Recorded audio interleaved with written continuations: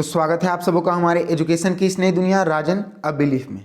आज 17 दिसंबर 2020 है और आज के इस वीडियो में मैं आप लोगों को सुर्खियों में रहे वो सारे इंपॉर्टेंट न्यूज़ को डिस्कस करूंगा जो हमारे एग्जाम के पॉइंट ऑफ व्यू के लिए इंपॉर्टेंट है, और इनसे मिलने वाली सभी सामान्य और महत्वपूर्ण जानकारियाँ भी मैं आप लोगों के साथ शेयर करूँगा। तो चलिए आज के इस वीडियो को कल के पूछे गए प्रश्न के उत्तर के साथ शुरू करते हैं। कल का हमारा पूछा गया प्रश्न था, अभी हाल ही में डीबी गुप्ता को किस राज्य का मुख्य सूचना आयुक्त बनाया गया। तो मैंने आपको कल के वीडियो में डिटेल में बताया था कि अभी हाल ही में डीबी गुप्ता को हमारे देश के राजस्थान राज्य के मुख्य सूचना आयुक्त के रूप में बनाया गया। तो इस क्वेश्चन का जवाब ऑप्शन बी यानी कि राजस्थान सही है। आज का हमारा पहला प्रश्न, अभी हाल ही में विजय दिवस कब मनाया गया है। तो अभी हाल ही में 16 दिसंबर को हमारे देश भारत में विजय दिवस मनाया गया। अच्छा, इस दिवस को हमारे देश भारत में मनाया क्यों जाता है? तो इस दिवस को मनाने का मुख्य उद्देश्य हमारे देश भारत के द्वारा 1971 में पाकिस्तान के सेनाओं पर विजय पाया गया था, और उस युद्ध में शहीद हुए जवानों को सम्मान देने के लिए इस दिवस को मनाया जाता है। मैं आपको बता दूं कि इस विजय दिवस के 50 वर्ष पूरे हो गए, और इसीलिए हमारा देश भारत 2020 में इस विजय को स्वर्णिम विजय दिवस के रूप में मना रहा है। तो क्वेश्चन नंबर 1 का ऑप्शन सी सही है। अच्छा, इस विजय दिवस की एक छोटी सी कहानी है, मैं उसको आपके साथ डिस्कस करता हूँ। हुआ क्या था कि 3 दिसंबर 1971 को तत्कालिक प्रधानमंत्री इंदिरा गांधी के द्वारा जनसभा किया जा रहा था। तभी पाकिस्तानी सेनाओं के द्वारा भारत के पठानकोट, श्रीनगर, अमृतसर, जोधपुर, आगरा इत्यादि में स्थित सैन्य हवाई अड्डों पर बमबारी शुरू कर दिया गया। तभी सरकार ने जवाबी हमला की योजना बनाई, और उस दिन के बाद 13 दिन के बाद ही हमारे देश की सेनाओं ने पाकिस्तानी सेनाओं को धूल चटा दिया।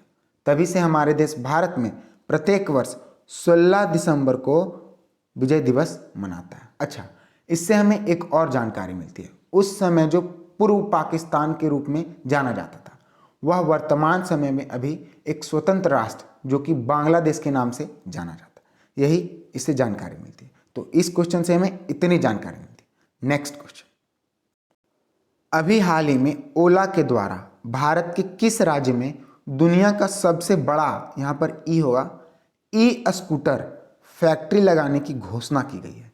तो अभी हाल ही में ओला के द्वारा हमारे देश भारत के तमिलनाडु राज्य में दुनिया का सबसे बड़ा ई स्कूटर फैक्ट्री लगाने की घोषणा की गई है। ओला तमिलनाडु में 2400 करोड़ रुपए के निवेश से अपना पहला स्कूटर कारखाना लगाएगा। तो क्वेश्चन नंबर 2 का ऑप्शन डी सही है। अच्छा, अभी इस फैक्ट्री को ओला के द्वारा तमिलनाडु में खोला जाएगा। तो मैं आपको ओला और तमिलनाडु दोनों के बारे में बताता हूँ। सबसे पहले मैं आपको ओला के बारे में बताता हूँ। ये रहा ओला का लोगो। यह एक राइड शेयरिंग कंपनी है जो भारत में बहुत तरह की सेवाएं प्रदान करता है। इसकी स्थापना 3 दिसंबर 2010 में हुआ था। इसका हेडक्वार्टर बेंगलोर में है, और इसके स्थापक भाविश अग्रवाल है जो इसके वर्तमान समय के एमडी और सीईओ है। अब तमिलनाडु की बात है। तो देखिए मैप में तमिलनाडु की राजधानी चेन्नई, तमिलनाडु के मुख्यमंत्री एडापड्डी के पलानीस्वामी, तमिलनाडु के गवर्नर बनवारी लाल पुरोहित, तमिलनाडु के विधानसभा में 234 सीटें, लोकसभा में 39 सीटें और राज्यसभा में 18 सीटें। तमिलनाडु का राजकीय पशु नीलगिरी तहार, तमिलनाडु का राजकीय पक्षी एराल्ड डोब, तमिलनाडु का राजकीय पुष्प ग्लोरिसो लिली, और तमिलनाडु का राजकीय वृक्ष पाम यानी कि ताड़ का वृक्ष है। तो हमें इस क्वेश्चन से इतनी जानकारी मिलती है। नेक्स्ट क्वेश्चन, अभी हाल ही में किसका नाम India books of the record में दर्ज किया गया? तो अभी हाल ही में हमारे देश के एक युवक, एक बच्चा आयुष्मान के नाम को India books of the record में दर्ज किया गया। अच्छा, अभी इसे का नाम India book of the record में दर्ज क्यों किया गया वो मैं आपको बताता हूँ। मैं आपको बता दूं कि आयुष्मान जो है वो चित्रकूट का रहने वाला है, और इन्होंने अभी 2 मिनट में 1.5 यानी कि 1.5 सेंटीमीटर गणेश भगवान की मूर्ति को बनाया, और इसीलिए इनका नाम India book of the records में दर्ज किया गया। देखिए इमेज में, यही है आयुष्मान और इन्हीं के नाम को अभी India books of the record में दर्ज किया गया। तो क्वेश्चन नंबर 3 का ऑप्शन सी सही है। नेक्स्ट क्वेश्चन, अभी हाल ही में किसके द्वारा गुजरात में 30 गीगावाट का पवन ऊर्जा पार्क की आधारशिला रखी गई है। तो अभी हाल ही में हमारे देश के प्रधानमंत्री के द्वारा 30 गीगावाट का पवन ऊर्जा पार्क की आधारशिला रखी गई है। अगर हम लोग इस पार्क की बात करें तो इस पार्क के बन जाने के बाद यह दुनिया का सबसे बड़ा पवन ऊर्जा पार्क होगा। यह दुनिया का सबसे बड़ा नवीकरणीय सौर ऊर्जा पवन पार्क होगा। तो क्वेश्चन नंबर 4 का ऑप्शन ए सही है। यहाँ इस बात को आप जरूर याद रखें कि इसकी जो पावर क्षमता होगी वो 30 गीगावाट की होगी, तभी जाकर यह दुनिया का सबसे बड़ा पवन ऊर्जा पार्क होगा, जो कि एक नवीकरणीय पार्क होगा। नेक्स्ट क्वेश्चन, अभी हाल ही में किसके द्वारा वर्ष 2020 का गोल्डमैन पर्यावरण पुरस्कार को जीता गया है? तो अभी हाल ही में पॉल सिन टो के द्वारा गोल्डमैन पर्यावरण पुरस्कार 2020 को जीता गया। अगर मैं इनके बारे में बात करूं तो यह म्यांमार के रहने वाले और अभी इन्हीं के द्वारा गोल्डमैन पर्यावरण पुरस्कार को जीता गया। अच्छा, ये पुरस्कार होता क्या है, यह पुरस्कार दिया किसे जाता है, वो मैं आपको बताता हूँ। तो यह पुरस्कार दुनिया के 6 मानव सभ्यता इलाकों में दिया जाता है, जिसमें अफ्रीका, एशिया, यूरोप, द्वीप एवं द्वीपीय देश, उत्तरी अमेरिका और दक्षिणी मध्य अमेरिका आते हैं। पहला गोल्डमैन पर्यावरण पुरस्कार 1990 में दिया गया था और इस पुरस्कार को प्रत्येक वर्ष गोल्डमैन पर्यावरण फाउंडेशन के द्वारा दिया जाता है। तो क्वेश्चन नंबर 5 का ऑप्शन सी सही है। देखिए इमेज में, यही है पॉल सिन टो और इन्हीं के द्वारा अभी 2020 का गोल्डमैन पर्यावरण पुरस्कार को जीता गया। नेक्स्ट क्वेश्चन, अभी हाल ही में वित्तीय स्थिरता और विकास परिषद यानी कि FSDC की कौन सी बैठक की गई है? तो अभी हाल ही में FSDC यानी कि वित्तीय स्थिरता और विकास परिषद की 23वीं बैठक की गई है।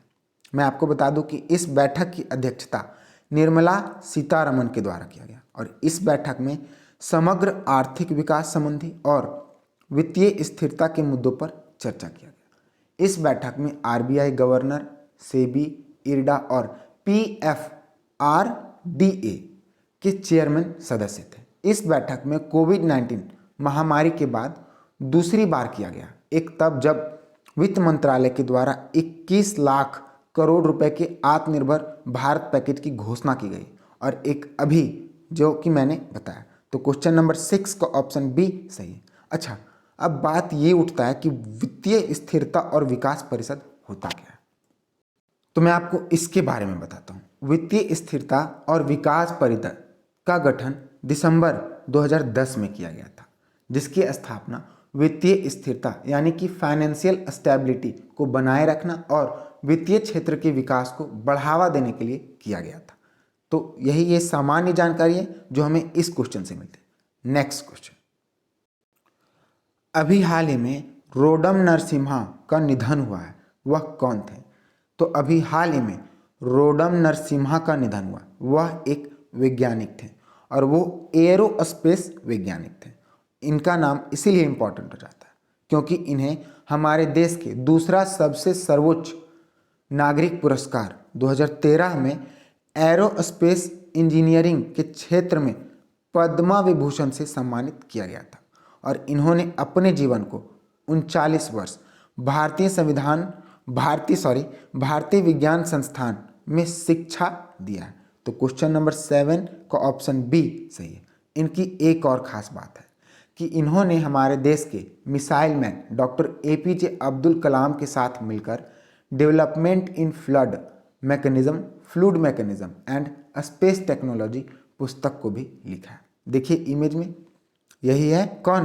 रोडम नरसिम्हा, जो कि एक वैज्ञानिक हैं और अभी इनकी मृत्यु हो गई है। नेक्स्ट क्वेश्चन, अभी हाल ही में किसके द्वारा खुद कमाओ देश चलाओ योजना को शुरू किया गया है।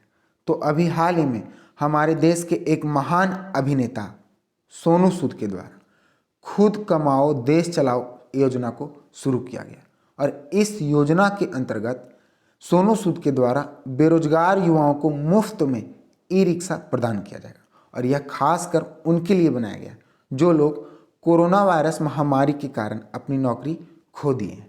तो क्वेश्चन नंबर 8 का ऑप्शन सी सही है। यहाँ मैं आपको सीधा बता देता हूँ, मैं आपको सोनू सूद के फोटो को नहीं दिखाऊंगा क्योंकि यह अभी इस कोरोना काल में दिन रात करके न्यूज़ में छपे रहते हैं। नेक्स्ट क्वेश्चन, अभी हाल ही में भारतीय डाक और इंडिया पोस्ट पेमेंट्स बैंक के द्वारा कौन सा भुगतान ऐप को लॉन्च किया गया है? तो मैं आपको बता दूं कि अभी हाल ही में भारतीय डाक और इंडिया पोस्ट पेमेंट बैंक के द्वारा डाक पे भुगतान ऐप को लॉन्च किया गया और इस ऐप को लॉन्च करने का मुख्य उद्देश्य देश भर में सबसे निचले स्तर के लोगों को डिजिटल वित्तीय समावेशन की सुविधा उपलब्ध कराने के लिए किया गया और इसका उद्घाटन हमारे देश के संचार और सूचना प्रौद्योगिकी मंत्री कौन रविशंकर प्रसाद के द्वारा किया गया। अच्छा, इस ऐप की एक खास बात है कि अपने ग्राहकों को देश में किसी भी बैंक के साथ इंटरऑपरेबल बैंकिंग सेवाएं भी उपलब्ध कराएगा, यानी कि आपका अकाउंट अगर किसी भी बैंक के साथ है तभी आप इस ऐप को यूज कर सकते हैं। तो क्वेश्चन नंबर 9 का ऑप्शन बी सही है। अच्छा, अभी इसकी शुरुआत इंडिया पोस्ट पेमेंट बैंक के द्वारा सुना गया, तो मैं आपको इसके बारे में बताता हूँ। इसकी स्थापना 2018 में 1 सितंबर को किया गया था। इसका हेडक्वार्टर न्यू दिल्ली में और वर्तमान समय में इसके एमडी और सीईओ जे वेंकट रामू है। इंडिया पोस्ट द्वारा संचालित भारत का यह एक सार्वजनिक क्षेत्र का भुगतान बैंक है। नेक्स्ट क्वेश्चन, अगले वर्ष गणतंत्र दिवस यानी कि 26 जनवरी 2021 के में होने वाले परेड की मुख्य स्थिति कौन होंगे, अतिथि कौन होंगे? तो मैं आपको बता दूं कि अगले वर्ष 2021 में जो गणतंत्र दिवस मनाया जाएगा उसके मुख्य अतिथि बोरिस जॉनसन होंगे जो कि ब्रिटेन के प्रधानमंत्री हैं। हुआ क्या है कि अभी ब्रिटेन के विदेश मंत्री डोमिनिक राब हमारे देश भारत की आधिकारिक यात्रा पे हैं।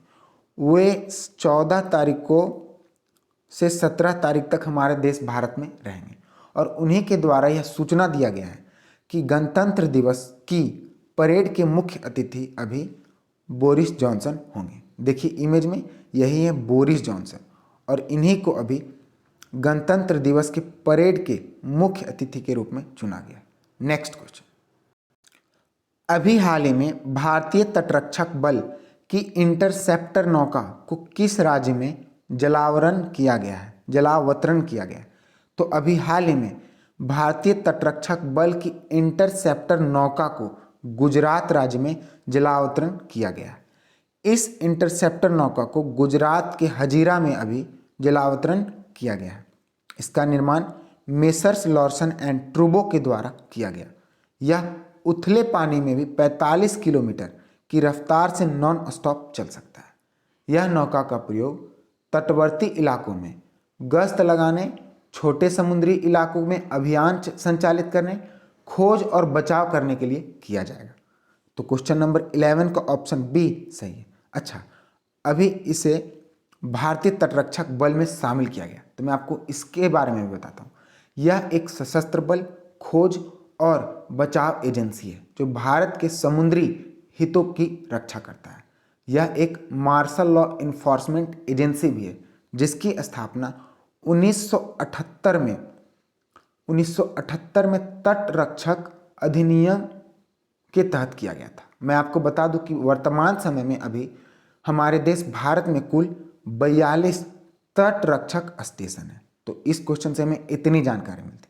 अच्छा, अभी इसे गुजरात में जलावतरण किया गया, तो मैं आपको गुजरात के बारे में बताऊंगा। इसके बारे में क्यों छोड़ूंगा, ये रहा मैप में गुजरात की राजधानी गांधीनगर, गुजरात के मुख्यमंत्री विजय रूपाणी, गुजरात के गवर्नर आचार्य देवव्रत, गुजरात की विधानसभा में 182 सीटें हैं, गुजरात के लोकसभा में 26 सीटें हैं और गुजरात के राज्यसभा में 11 सीटें हैं।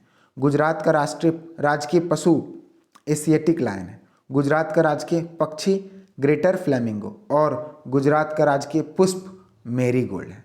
नेक्स्ट क्वेश्चन और इस वीडियो का लास्ट क्वेश्चन। अभी हाल ही में GRSE ने कोलकाता में किस नाम से अपना पहला जहाज को लॉन्च किया है? तो अभी हाल ही में GRSE ने कोलकाता राज्य में अपना पहला जहाज हिमगिरी नाम से लॉन्च किया गया और इस जहाज का निर्माण अभी GRSE ने प्रोजेक्ट 17A के तहत किया गया और आने वाले समय में अभी इसी की तरह 7 नए जहाज़ों का निर्माण किया जाएगा। अच्छा, यहाँ GRSE क्या है? तो GRSE का full form garden rich ship builders engineer है। तो क्वेश्चन नंबर 12 का ऑप्शन बी सही है। यही हमारे वीडियो का लास्ट क्वेश्चन था। अगला क्वेश्चन आप लोगों के लिए जिसका डिस्क्राइब मैं कल के वीडियो में कर चुका हूँ और इसका उत्तर आप लोगों को कमेंट सेक्शन में देना है। तो अभी हाल ही में किसके द्वारा ई कृषि प्लेटफॉर्म को लॉन्च किया गया? तो इसका जवाब आप लोगों को कमेंट सेक्शन में देना है। I will be waiting for your answer. All the best, good luck.